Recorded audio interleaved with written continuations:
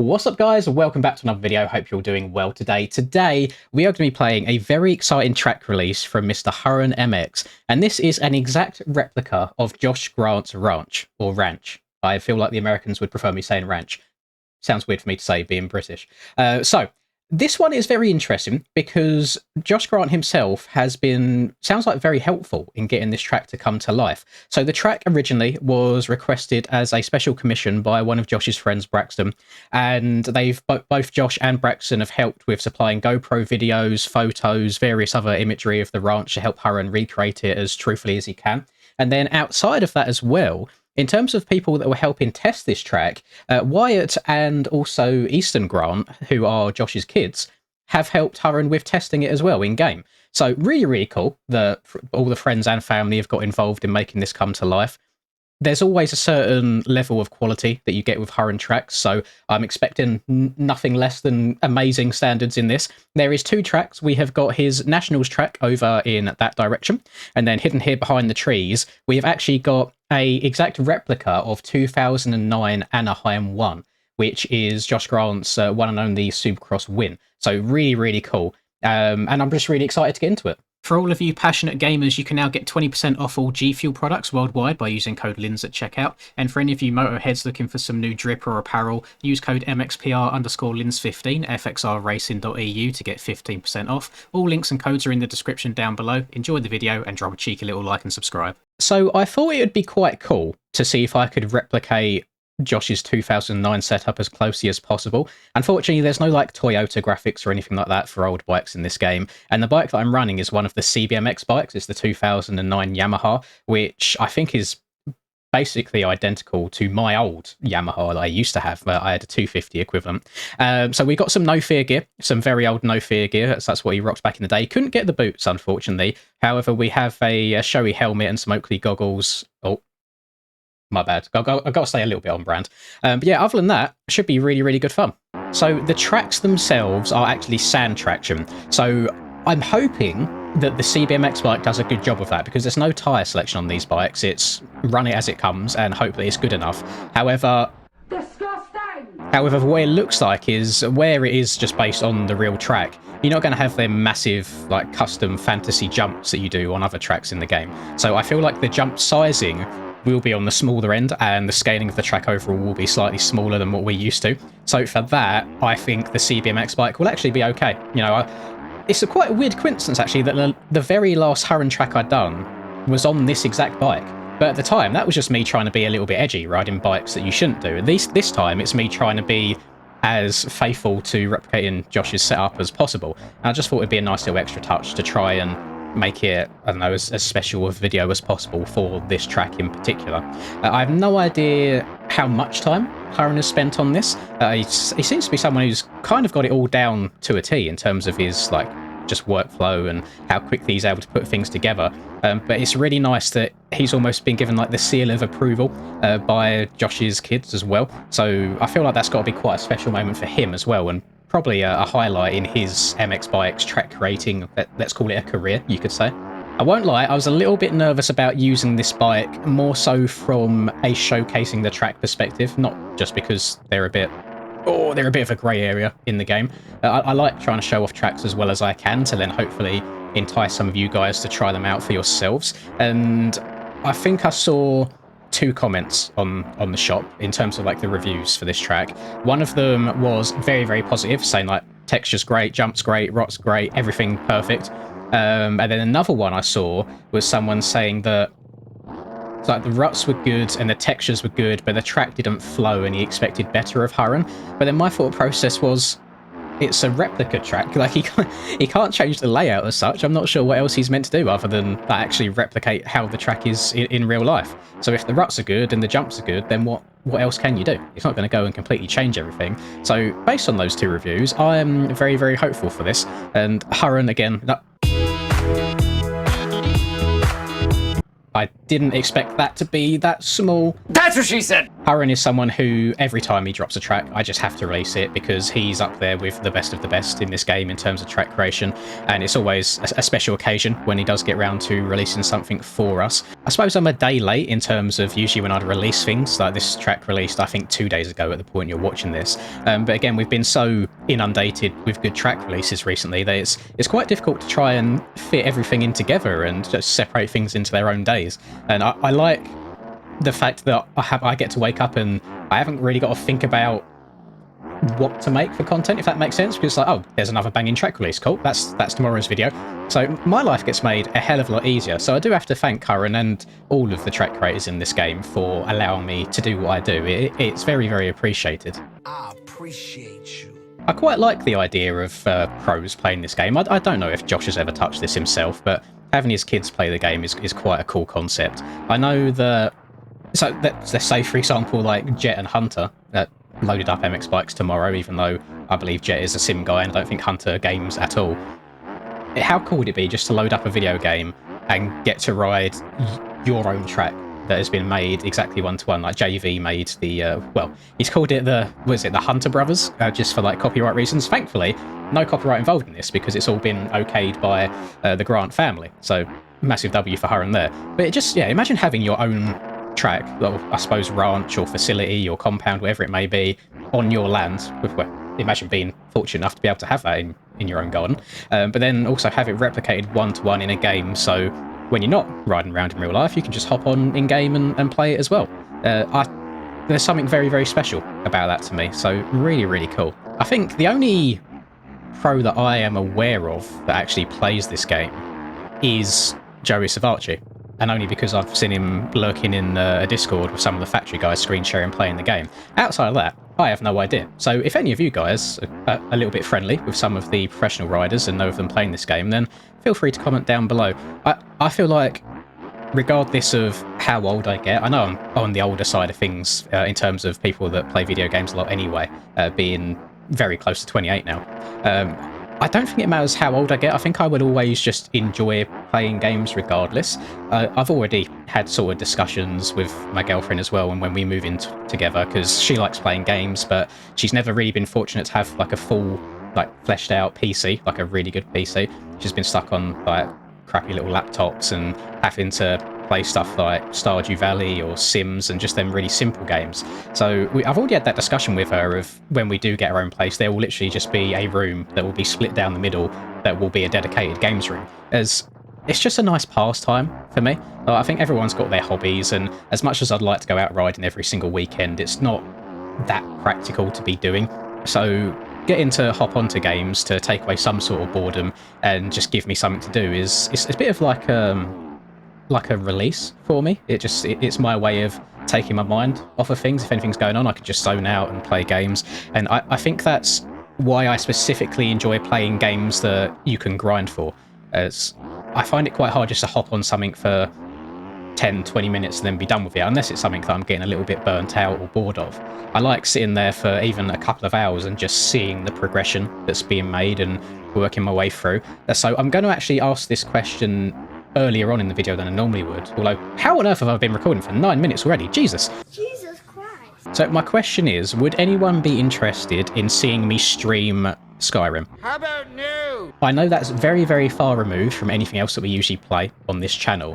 However, I've dabbled in Skyrim on and off. I have never ever completed it. You know, it's a massive game. I always kind of get like 10, sometimes maybe 20 hours deep into a save and then completely restart again with a whole new character and a whole new build. But I've been getting a lot of Skyrim content appearing on my YouTube feed recently. I don't know why. It's all like lore and backstory stuff, and I find it really, really cool. And that again is one of them games that you can get lost in for hours and hours and hours.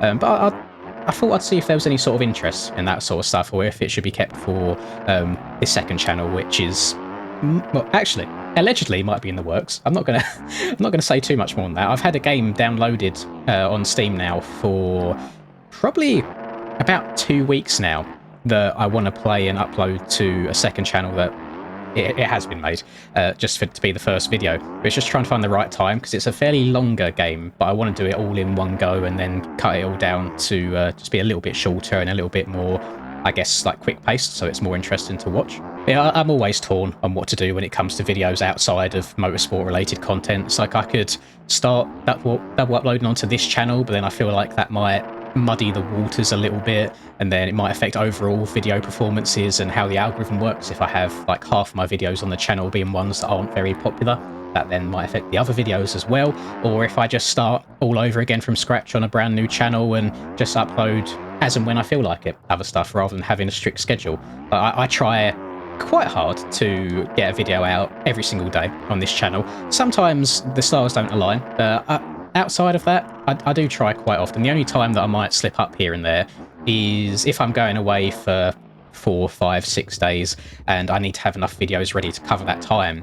Sometimes there's just not enough content to go around to pre-record that much. So it does get difficult sometimes, but I do try my very best. And I might try and utilise December as much as possible and really like up the amount of videos and the amount of streams that are getting done too. If you didn't know how YouTube and like ad revenue on YouTube works, I've explained it once or twice, but I know there's always new people coming to the channel every single day. Essentially, the amount you earn is based on how much advertisers pay to YouTube for the ad spots on the videos.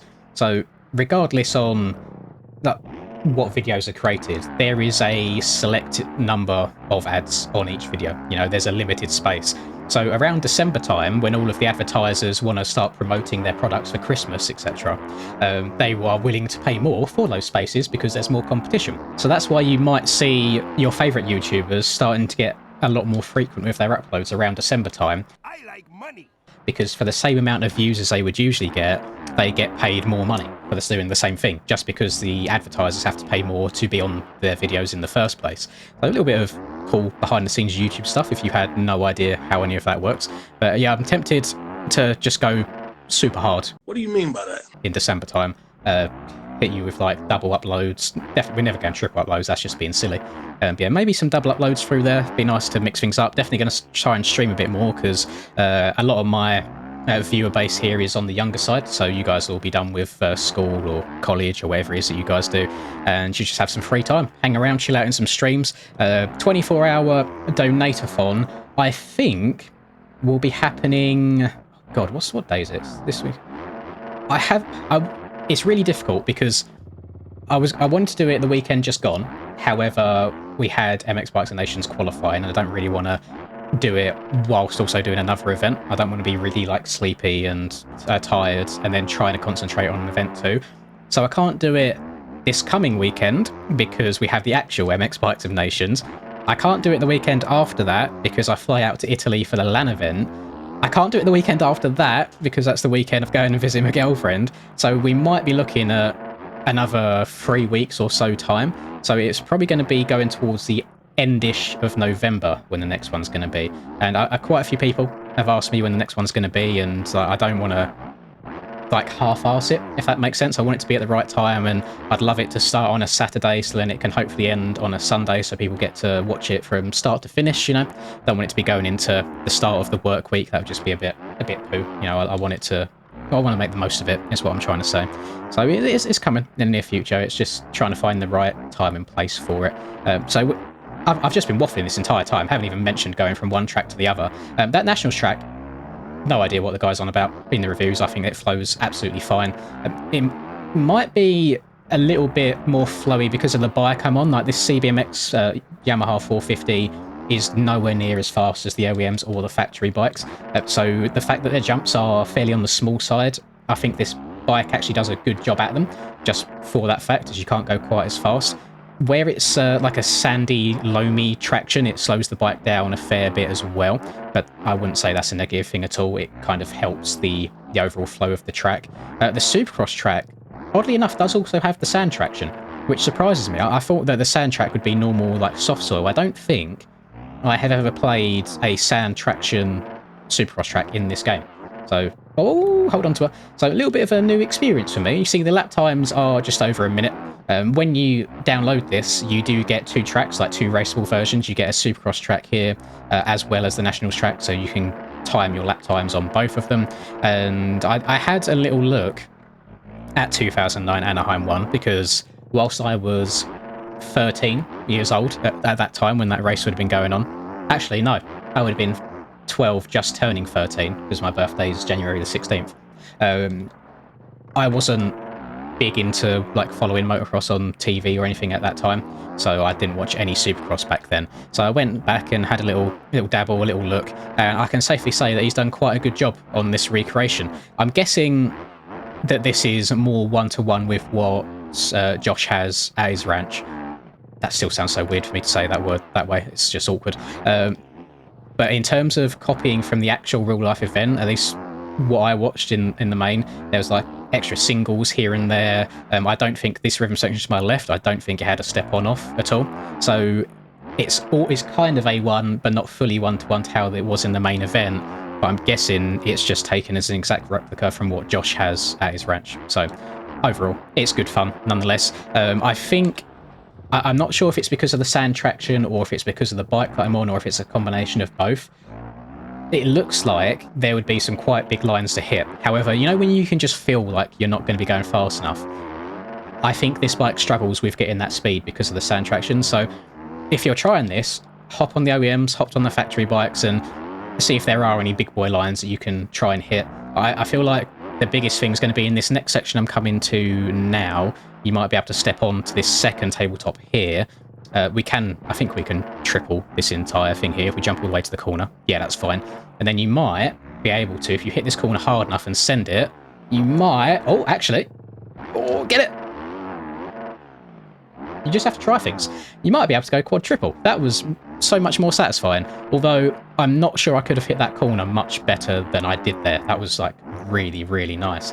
So overall, just a really nice facility or ranch or compound or back garden.